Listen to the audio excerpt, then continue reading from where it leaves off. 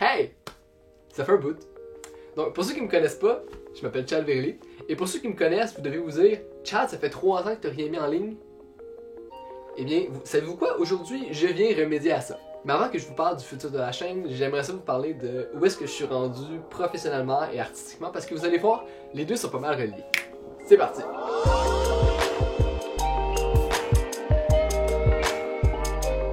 Si on va stalker ma chaîne YouTube un peu, on remarque que ma première vidéo date d'il y a quasiment 10 ans. Oui, ça fait quasiment une décennie que je fais des vidéos sur YouTube et ça me fait capoter de penser qu'il y a pas si longtemps, dans ma tête en tout cas, j'étais en secondaire 2 puis je faisais Monsieur la Tomate. C'est incroyable, ça me... J'ai besoin de vous dire que depuis 10 ans, il s'est passé une couple d'affaires. Hein? Entre autres, j'ai terminé le secondaire. J'ai aussi terminé mon cégep, donc j'ai fait un DEC en arts, lettres et communication, option cinéma. Oui, je sais, le nom est vraiment long pour rien. D'ailleurs, l'année d'après, ils l'ont changé. Et depuis cette année, je suis bachelier en cinéma de l'Université de Montréal. Donc oui, j'ai terminé mon université en plein corona. En milieu du mois de mars, on est en classe, on se dit à demain. Et finalement, il n'y a pas de demain. On a tout arrêté d'un coup. Et on s'est dit, ok, qu'est-ce qu'on fait? Début mois de mai, j'appuyais sur soumettre et tout bonnement, j'avais fini mon bac. C'était beaucoup moins de l'amour que qu'est-ce que je pensais.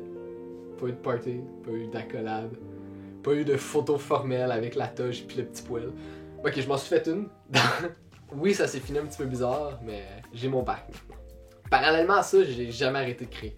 Au cégep, ceux qui se souviennent, j'ai eu une espèce de petite passe de faire des dessins. Donc, mon Instagram, il y a encore des reliques de ça là-dessus. Aussi, j'écrivais des sketchs humoristiques pour YouTube.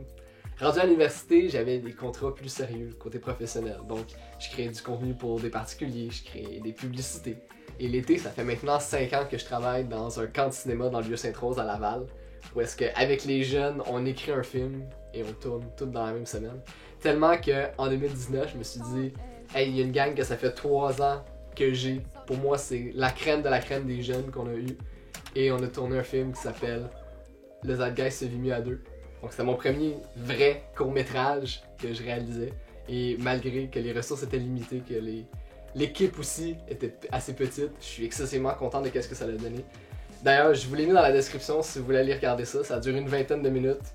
Aussi, pour la première fois, j'ai un travail stable avec le même organisme avec lequel je travaille l'été pour le camp de cinéma. Donc en tant que directeur technique, j'ai un horaire qui est flexible, ce qui me permet aussi d'avoir d'autres contrats corporatifs en à côté, mais aussi de développer mes projets personnels.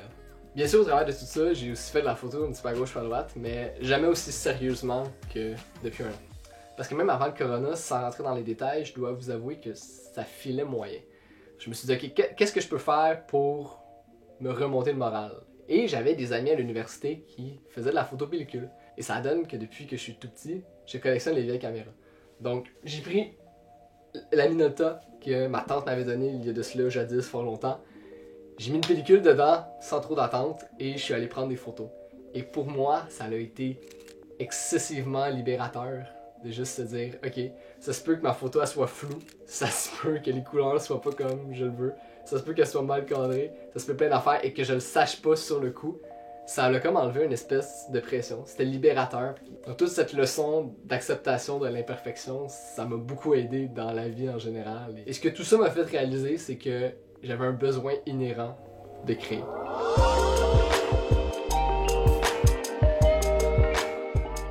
En confinement, j'ai eu beaucoup de temps pour réfléchir. Même un petit peu trop à mon goût, je dois vous avouer. Personnellement, j'aurais aimé ça que le gouvernement mette une limite de temps de pensage par jour. Tu sais, t'as 4 heures. Pendant 4 heures, tu peux penser. Puis après ça, ben, ils te le déduisent de ta PSU. Bref, je me suis mis à réfléchir à où est-ce que je voulais aller maintenant que j'avais terminé l'école. Et ce que j'ai réalisé, c'est que l'art devait prendre une place plus importante que ça dans ma vie. À l'université, oui, j'ai étudié l'art pendant 3 ans. C'était surtout l'art cinématographique. Mais à chaque fois que j'avais un cours en à côté que je pouvais prendre qui touchait l'art plus largement, je le prenais. Donc j'ai eu des cours sur les beaux-arts, j'ai eu des cours sur la philosophie de l'art, j'ai eu des cours sur la photographie, comment est-ce que le cinéma interagit avec les autres arts. Hey, j'ai fait un travail de 8 pages, carré noir sur fond blanc de Malevich. Alors, c'était pas que c'est vraiment juste un carré noir sur un fond blanc. Et oui, ça peut paraître banal de faire un 8 pages sur un tableau qui est essentiellement un carré noir sur un fond blanc. Mais ça me remplissait d'inspiration faire des travaux comme ça où est-ce qu'on allait chercher la pensée de l'artiste. L'affaire, c'est que j'avais pas vraiment de façon concrète, académiquement, de faire quelque chose avec toute cette inspiration-là. Puis je pense entre autres que c'est pour ça que j'ai trouvé mes années d'université aussi longues. C'est que j'étais pas stimulé de ce côté-là. Donc quand il y a eu le confinement, qui coïncidait grosso modo avec la fin de mon bac, je me suis dit, ok, qu'est-ce que j'ai toujours rêvé de faire et que je n'ai jamais eu l'occasion? Ben, le scénario de long métrage que j'ai dans la tête depuis le cégep, ben, je me suis assis et je l'ai sorti de ma tête. Il fait 70 pages, je suis continuellement en train de le peaufiner, de le retravailler, de l'améliorer. Et là, je suis en train de travailler pour me bâtir une petite équipe pour pouvoir le tourner l'année prochaine ou l'autre d'après. Donc, je vous garde informé de ce côté-là, j'ai bien hâte de vous montrer ça. Autre affaire, j'ai commencé à faire de la photo grand format. Donc, quand je parle photo grand format, c'est pas simplement de prendre une photo et de l'imprimer en grand format. Donc non, c'est prendre des photos avec cette caméra-là. Donc, cacher en dessous d'une couverte, ajuster les affaires. C'est tellement différent que de prendre une photo en 35 mm pellicule ou en numérique. Et cette caméra-là m'inspire. À chaque fois que je prends une photo avec, il y a comme une espèce de petit moment mystique qui arrive. Et j'exagère même pas, là. Et je me dis, je veux prendre plus de photos avec cette caméra-là. Et finalement, je veux continuer à me découvrir en tant qu'artiste. Ce qui m'amène d'ailleurs au pourquoi du comment de mon retour sur YouTube.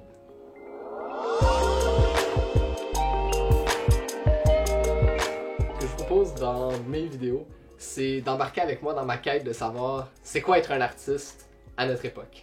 Oui, de formation, je suis un gars de cinéma. J'ai un beau papier qui dit « Félicitations, vous savez faire le cinéma ». Mais, point de vue cinéma, tout est pas mal au ralenti ces temps-ci. Par contre, ça donne aussi que je suis un gars de photo. Mais c'est ça, je veux pas que ma chaîne devienne juste pour la photographie. Parce que j'aime trop l'art en général pour me dire allons-y uniquement avec une seule forme d'art. C'est d'ailleurs pour ça que j'aime autant le cinéma, parce que c'est de la musique, c'est un petit peu du théâtre, c'est un petit peu de la mise en... C'est tellement d'art ensemble. Pour un indécis comme moi, c'est l'art parfait, le cinéma. Donc oui, il va y avoir beaucoup de photographies sur ma chaîne, mais c'est parce que c'est mon médium de prédilection. Je pourrais faire des vidéos de peinture à l'huile, mais je suis pas sûr que je serais capable de communiquer qu'est-ce que je veux communiquer en faisant une peinture à l'huile. Par contre, je sais qu'il y a d'autres gens que leur médium de prédilection, c'est la peinture à l'huile. Et ça, c'est un autre des affaires que je veux faire avec cette chaîne-là. C'est d'aller voir des gens, des artistes qui sont passionnés par qu'est-ce qu'ils font. Que ce soit des graphistes, d'autres photographes, des poètes, des gens qui sont les trois en même temps. D'aller les voir et de leur demander pour eux, c'est quoi l'art, qu'est-ce que ça leur permet, qu'est-ce qui les intéresse dans leur pratique. Parce que c'est ça qui est magnifique avec l'art, tout influence tout. Je me dis, le nombre de fois que j'ai écouté une pièce musicale et que je me suis dit, hey, ça ferait une scène écœurante et que l'inspiration est venue carrément de là. Le nombre de fois que j'ai regardé cette peinture-là, Le Voyageur au-dessus d'une mer de nuages, et que je me suis dit, si mes images peuvent avoir ne serait-ce qu'une petite partie de la puissance sublime que Friedrich a su mettre dans cette œuvre-là, je serais un homme comblé artistiquement. Donc je vois que l'art, c'est poreux, tout influence tout, et c'est ça que je veux explorer avec vous sur cette chaîne. C'est quoi mon rapport à l'art? Qu'est-ce que l'art m'apporte dans la vie en tant qu'être humain? Mais surtout, comment est-ce que je peux vous le partager pour que ça vous apporte aussi? Déjà la semaine prochaine, il y a une première vidéo qui va sortir. J'ai monté un petit projet pour qu'on apprenne à mieux se connaître. J'ai très hâte de vous montrer ça. En attendant, je suis sur les réseaux, donc Facebook, Instagram, surtout là que l'action se passe sur Instagram. Aussi, n'oubliez pas de vous abonner, sonner la cloche, c'est la meilleure façon de ne rien rater pour le futur. Bien hâte de vous montrer ça.